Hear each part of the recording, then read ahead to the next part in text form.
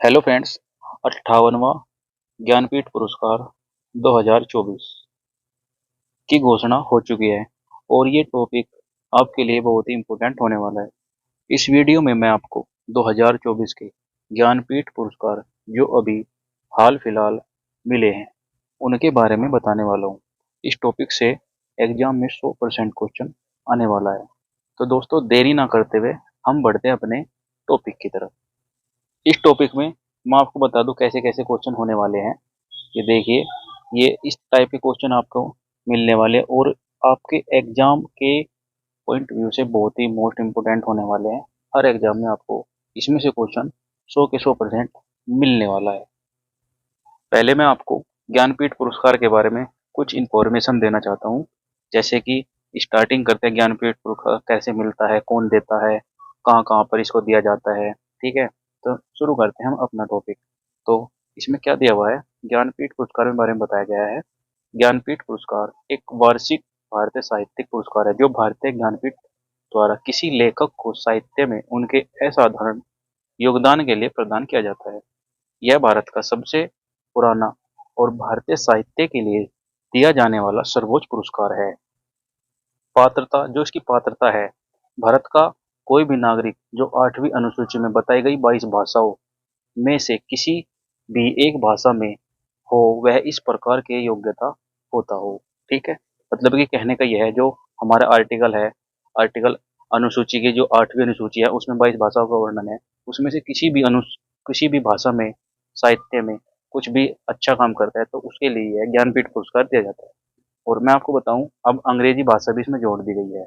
अंग्रेजी भाषा भी इसमें जोड़ दी गई है। ठीक है दोस्तों, बढ़ते हैं हम आगे। सबसे सबसे अधिक ज्ञानपीठ पुरस्कार हिंदी भाषा के लेखकों को दिया जा चुका है। इसकी स्थापना 1961 में की गई थी। प्रथम ज्ञानपीठ पुरस्कार मलयालम लेखक जी शंकर कुरुप 1965 में दिया गया था। यह सांस्कृतिक संगठन भारतीय ज्ञानपीठ द्वारा प्रायोजित होते हैं, मतलब कि भारतीय ज्ञानपीठ द्वारा ही ये दिए जाते हैं।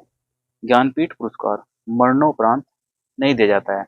मान लो कल को कोई एक्सपायर हो गया, ठीक है, तो उस दौरान ये नहीं दिए जाते। जैसे भारत रत्न दिया जाता है मरणोपरांत, तो ये उस तरह नहीं दिए जाते। पुरस्कार में केवल 11 लाख रुपए की धनराशि, प्रशस्ति पत्र और वाग्देवी की कांस्य प्रतिमा दी जाती है। शुरुआत में इसमें जो राशि थी वो 1 लाख रुपए 2005 में थी, फिर 7 लाख रुपए हुई, फिर अब जो वर्तमान में है वह 11 लाख रुपए है। और भारतीय ज्ञानपीठ संगठन की वर्तमान अध्यक्ष प्रतिभा रे है। ठीक, बढ़ते हैं आगे। आगे दिया है 58वें ज्ञानपीठ पुरस्कार से किसे सम्मानित किया गया है। दोस्तों, मैंने उनके फोटो भी लगाए जिससे आपको आसानी से याद हो सके। गुलजार, जगत गुरु रामभद्राचार्य, उपयुक्त दोनों, इनमें से कोई नहीं। तो दोस्तों, मैंने इनकी दोनों के फोटो लगाई है जिससे आपको आसानी से याद हो जाए। तो इसमें जो आंसर होगा, उसमें आंसर होगा उपयुक्त दोनों। गुलजार, जगत गुरु रामभद्राचार्य दोनों को 58वां ज्ञानपीठ पुरस्कार से सम्मानित किया गया है। जो 58वां ज्ञानपीठ पुरस्कार है 2024 में, यह पुरस्कार 2023 के लिए दिया जाएगा। मतलब कि यह 2023 का ज्ञानपीठ पुरस्कार है जो कि 2024 में दिया जाने वाला है। और 2024 का जो संस्करण है वो 58वां संस्करण है। ठीक है, ये भी आपको याद रखना है। क्वेश्चन बन जाता है कि अभी जो हाल ही में 2024 में ज्ञानपीठ पुरस्कार दिया गया है वह कौन सा संस्करण है, तो आपका जवाब होगा 58वां संस्करण। अगला दिया है 2024 में यह पुरस्कार दो भाषाओं में दिया गया है। संस्कृत भाषा में यह पुरस्कार दूसरी बार, उर्दू के लिए 5वीं बार दिया जाएगा। तो ये फ्रेंड्स, आपको बहुत इंपॉर्टेंट जानकारी है, ये आपको जरूर याद रखनी है। आगे दिया है 58वां ज्ञानपीठ पुरस्कार विजेता। तो आपको बता दिया है जगत गुरु रामभद्राचार्य जिन्हें संस्कृत में मिला है, और गुलजार जो कि एक संगीतकार हैं उनको उर्दू में मिला है। तो ये भी आपको याद रखना है। इनमें से कुछ भी किसी भी तरीके से एग्जामिनर घुमा के क्वेश्चन पूछ सकता है। ठीक है, चलते हैं आगे। आगे क्या दिया है, गुलजार साहब का जो साहित्य है, मतलब कि जो इसकी जीवनी है उसके बारे में बताया गया है। देखते हैं इसके बारे में। इनका वास्तविक नाम संपूर्ण सिंह कालरा है। हिंदी सिनेमा की एक प्रसिद्ध हस्ती और उच्च सम्मानित उर्दू कवि है। गुलजार जी ने कई पुरस्कार जीते हैं, जैसे कि 2002 में उर्दू के लिए साहित्य अकादमी पुरस्कार, 2004 में पद्म भूषण, 2009 में ऑस्कर, और 2010 में ग्रेमी अवार्ड पुरस्कार जीता है। 2013 में दादा साहब फाल्के पुरस्कार और 5 राष्ट्रीय फिल्म पुरस्कार और अन्य पुरस्कार भी इन्होंने जीते हैं। दोस्तों इनके बारे में याद रखना, ये जो है ये वाला जो पोर्शन है ये बहुत ही महत्वपूर्ण होने वाला है, क्योंकि एग्जाम में जो अभी हाल ही में जो फिलहाल पुरस्कार मिलते हैं उन्हीं के बारे में चर्चा होती है। चलते हैं आगे। आगे दिया है रामभद्राचार्य के बारे में, जिन्हें अभी पुरस्कार मिला है, जो पीछे बताया है। रामभद्राचार्य जी जो 74 वर्ष के हैं, एक प्रसिद्ध हिंदू आध्यात्मिक नेता, शिक्षक और लेखक है। वह चित्रकूट से तुलसी पीठ के संस्थापक और प्रमुख है और उन्होंने 4 महाकाव्य सहित 240 से अधिक किताबें और ग्रंथ लिखे हैं।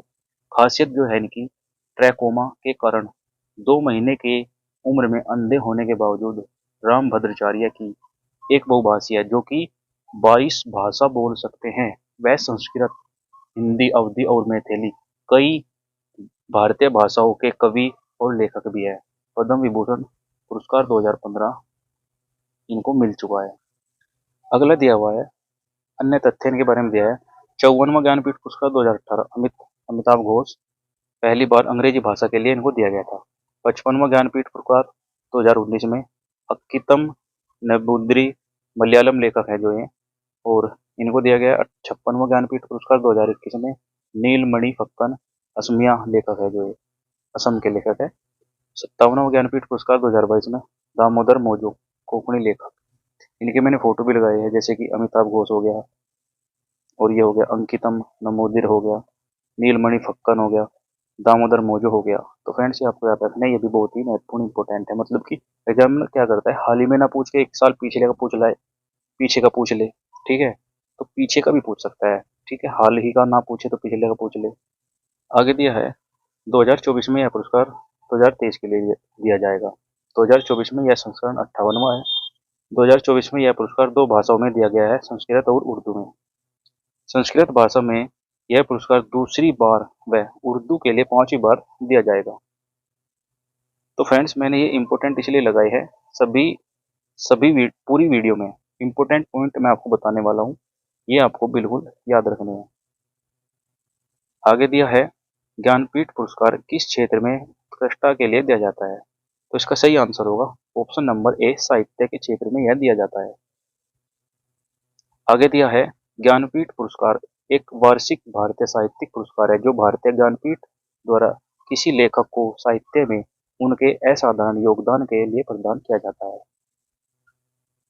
ज्ञानपीठ पुरस्कार की स्थापना किस वर्ष की गई थी, तो फ्रेंड्स बताइए इसकी स्थापना किस वर्ष की गई थी, तो इसका सही आंसर होगा ऑप्शन नंबर सी, 1961 द्वारा।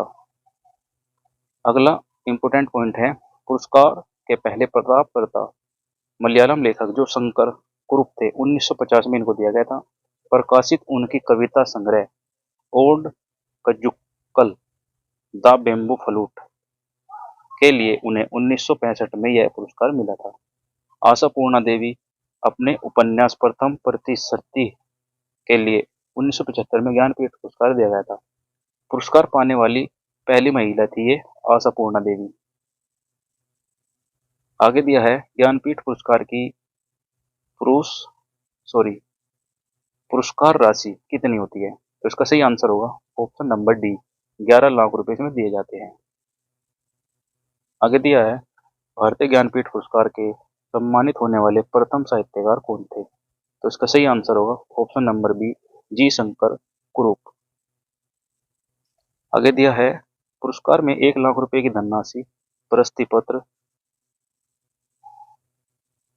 और वाग्देवी की कांस्य प्रतिमा दी जाती है। दोस्तों इसमें एक छोटी सी गलती है, वो गलती क्या है, जो यहाँ पे 1 लाख लिखा है ना, आप इसको 11 लाख रुपए कर लेना। पहले इसमें 1 लाख रुपए दिए जाते थे, फिर 2005 में 7 लाख रुपए, अब वर्तमान में जो है 11 लाख रुपए दिए जाते हैं। आगे चलते हैं। आगे दिया है 1965 में जी शंकर कुरूप मलयालम कवि को उनके कविता संग्रह ओटक्करपल के लिए दिया जाता है। ठीक फ्रेंड्स, ये आपको याद रखना है इन चीजों। आगे चलते हैं। आगे है इस पुरस्कार से सम्मानित होने वाली प्रथम महिला बंगाली लेखक आशापूर्णा देवी थी। 1964 में प्रकाश उपन्यास प्रथम प्रतिश्रुति के लिए इनको दिया जाता है। ये इनकी बुक है दोस्तों, मैंने बुक का फोटो इसीलिए लगाया है ताकि आप याद रख सकते हो किस प्रकार की इनकी जीवनी है जो इन्होंने आप रचित की है। ठीक, आगे चलते हैं। आगे दिया है भारतीय ज्ञानपीठ पुरस्कार से सम्मानित होने वाले प्रथम हिंदी साहित्यकार कौन थे। तो इनका सही आंसर होगा option number B, Aurobindo Ghosh. इनकी मैंने फोटो भी लगाई है जिससे आप समझ सके और ज्यादा समय तक याद रख सकते। आगे दिया है इंपोर्टेंट पॉइंट, इस पुरस्कार से सम्मानित होने वाले प्रथम हिंदी साहित्यकार 1968 में सुमित्रा नंदन पंत ने अपनी कृति चितंबरा के लिए इनको यह पुरस्कार दिया गया था। जो इनकी जो पिछला ये क्वेश्चन था ना, सुमित्रा नंदन पंत,